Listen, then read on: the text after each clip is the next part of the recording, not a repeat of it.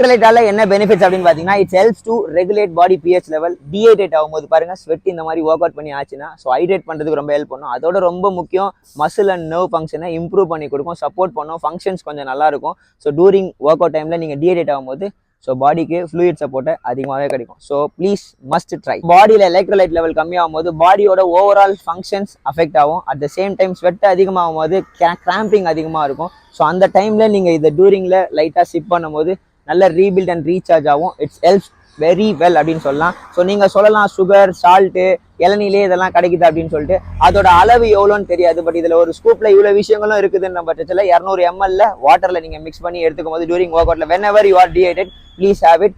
If you feel அதாவது எப்படி சொல்றதுன்னா நீங்கள் டயர்ட் ஆகுறீங்க, என்னால் பெர்ஃபார்மன்ஸ் பண்ண முடியல அப்படின்னா மஸ்ட் ட்ரை. இன்னும் வெயிட் பண்ணுறீங்க? வெல்கோரில் மதி 10ன்னு ஸோ கோட் டைப் பண்ணிங்கன்னா உங்களுக்கான ஆஃபர் இருக்குது. குடுன்னு போங்க, பர்ச்சேஸ் பண்ணுங்க, கலக்குங்க. கோச் மாதிரி ஃபிட் தான் வேலா. கூல். Love you.